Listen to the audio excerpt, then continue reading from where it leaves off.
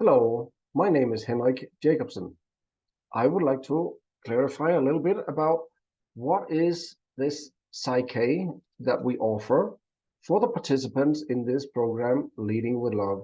Beyond having the support of the group, you also have the option of having free sessions with me dealing with friction, stresses, limiting beliefs, traumas, let's say those things that inhibits you on in some way, shape, or form from showing up with your full potential in life in general, at work, in your family, or for having these curiosity conversations that we encourage you to go out and have. So trying to explain a little bit about all of the dynamics that's in play. I love this analogy. Imagine a sailboat has a captain, it's out on the sea, right? The captain would be your conscious mind, the one that sets goals, determine the course. Where would you like to go in your life? Identify that with the captain. Then you have the sailboat. I would say that's your subconscious. If you want to go anywhere, it's a really good idea to have the sails set to be able to actually hit that course. The wheel, sorry, what's the name for that on the sailboat? You know what I mean? There's so many factors in play. If you want to go to the island of happiness or the island of peace or the island of abundance, as a captain, you have set that goal, right? If you want to reach that goal, it's a very good idea that the sails, the whole ship, is in alignment with that direction, okay? So let's say that on the subconscious level, there are a lot of programs, limiting beliefs that are not in alignment with that goal that you have. What we could do in a PSYCH-K session is change those beliefs, overcome those traumas, making sure that you are set as best as possible for going in the direction that your captain, your conscious mind, has set, right? But there's one more player in this game, and that's the wind, right? The current in the sea. We could call that the superconscious mind. You might have a different name, God, universe, destiny. There's many names for this, right? But I think we are speaking about the same thing.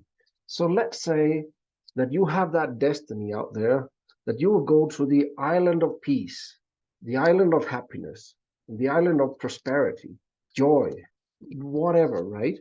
Now, please understand that those are 3 or 4 different islands. So maybe the first thing is to be pretty clear on where is it actually that you would like to go. Because if we have, okay, we have several goals at the same time, which course are you actually taking? And how are we to set the sails on this sailboat, put everything in that direction? If we are a little bit maybe sometimes going in this direction, sometimes going in that direction, we want it all, right? I find that to be a very good analogy for the situation of most of us. But please also understand that how many ropes and sails are there actually on a sailboat? Usually there's more than one.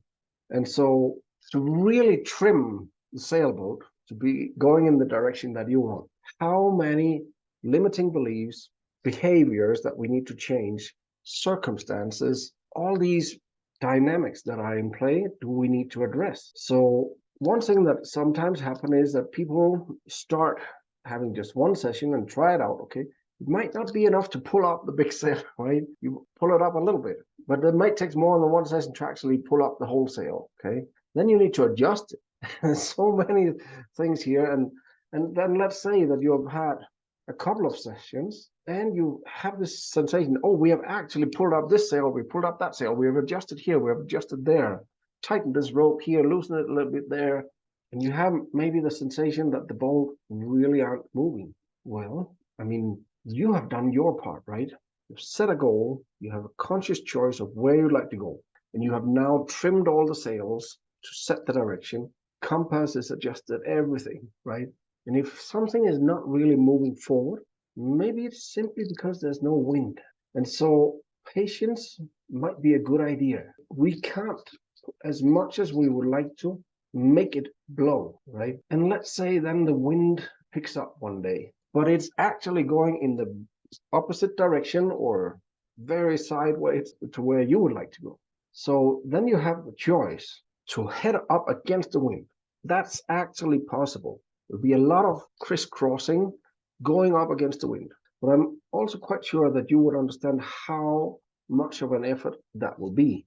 With a lot of determination, willpower, effort, trials, pushing it, you can go up against the wind. And that's your choice. But maybe it would be a good idea to actually wonder, how come the superconscious, God, would like you to go in that direction when you want to go in that direction? Maybe for you to reach the island of happiness or the island of peace, the easiest way would be first to go to whatever's over here, say, island of loss, maybe the island of spirituality over here. We don't know, right? But there's some beauty in this, recognizing that probably the universe, God, the superconscious, has a reason why it wants to go over here first and go over there next before you can end up in this destiny called the island of peace. So please consider that if you'd like to work with these dynamics, I'll be there beside you.